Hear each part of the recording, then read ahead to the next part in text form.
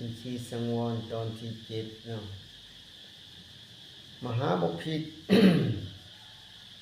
เปรียบเหมือนสระน้ำทั้งยอดภูใสสะอาดบ่มีขุ่นมัวบริสุทธิ์บุรุษผู้มีจักขุยืนอยู่เทิงขอบสระจะเพิ่งเห็นหอยปังและหอยกาบแดก้อนเฮและก้อนหินแดหมู่ป้ากำลังลอยอยู่แดยุดอยู่แดในสระน้ำนั่นเขาจะเพิ่งคิดอย่างนี้ว่าสระน้ำนี่ใสสะอาดบ่ขุ่นมัวหอยปังและหอยกาบแดก้อนเฮและก้อนหินแดหมู่ป้าแดเหล่านี้กำลังลอยอยู่แดกำลังยุดอยู่แดในสระน้ำนั่นดังนี้สันใดภิกขุก็สันนั่นแลเมื่อจิตเป็นสมาธิบริสุทธิ์ผ่องแผ้วบ่มีกิเลสปราศจากอุปกิเลสอ่อนควรแก่การงานตั้งมั่นบ่หวั่นไหวอย่างนี้ยอมโน้มนอบจิตไปเพื่ออาสวะขยะยานยอมหู้จักแจ้งตามความเป็นจริงว่านี่ทุกข์นี่สมุทัยนี่ทุกขนิโรธนี่ทุกขนิโรธทัคคามินีปฏิปทายอมหู้จะแจ้งตามเป็นจริงว่าเหล่านี้อาสวะนี่อาสวะสมุทัยนี่อาสวะนิโรธนี่อาสวะนิโรธทัคคามินีปฏิปทาเมื่อทานหู้ท่านอย่างนี้จิตยอมหลุดพ้นจากกรรมสวะจากภาวะสวะจากอวิชชาสวะเมื่อจิตหลุดพ้นก็มีญาณหู้ว่าหลุดพ้นแล้วหู้จะแจ้งว่าชาติสิ้นแล้วพรหมจรรย์อยู่จบแล้วกิจที่ควรทำแล้วกิจอื่นเพื่อความเป็นอย่างนี้บ่มีมหาบพิตรนี่แหละสมัญญผลที่เห็นประจักษ์ทั้งดียิ่งกว่าทั้งประณีตกว่าสมัยผลที่เห็นประจักษ์ข้อก่อนมหาบพิตรก็สมัญญผลที่เห็นประจักษ์ข้ออื่นที่ดีอย่างยิ่งที่ดียิ่งกว่าหรือประณีตกว่าสมัญญผลที่เห็นประจักษ์ข้อนี้ยอมบ่มีเมื่อพระผู้มีพระภาคเจ้าตรัสอย่างนี้แล้วพระเจ้าอสสตุเวทีทิบุตรเจ้าสีแคว้นมคธได้กราบทูลพระผู้มีพระภาคเจ้าว่าข้าแต่พระองค์ผู้เจริญพระสิทธิ์ของพระองค์งามจับใจยิ่งนักเปรียบเหมือนหงายของที่ขว่ำเปิดของที่ปิดบอกทางแก่คนหลงทางหรือส่องประทีปในที่มืดด้วยคิดว่าผู้มีจักขุจักเห็นรูปดังนี้สันใดพระผู้มีพระภาคเจ้าทรงประกาศพระธรรมโดยอเนกปริยายสันนั่นเหมือนกับเหมือนกันแต่พระองค์ผู้เจริญ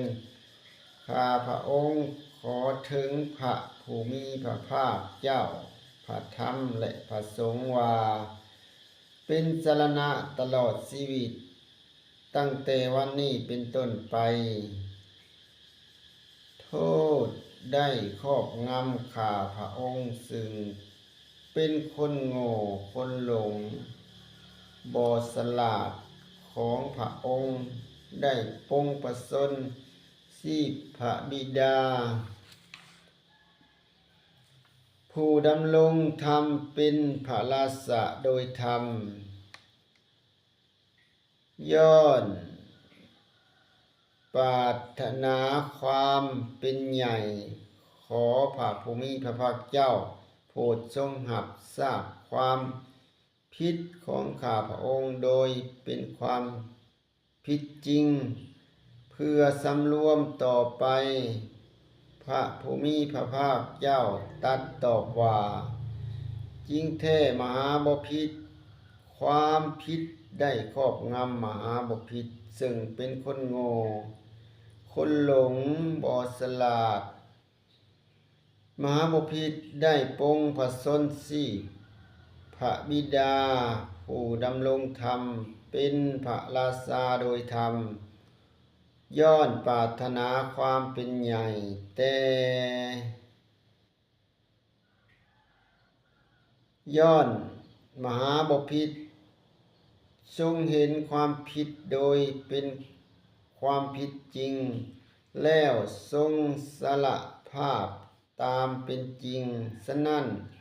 ตถาคตขอรับทราบความผิดของมหาบพิตรก่อการที่บุคคลเห็นความผิดโดยเป็นความผิดจริงแล้วสละภาพตามเป็นจริงหับสังวรต่อไปนี่เป็นวัฒนธรรมในวินัยของพระอริยะแล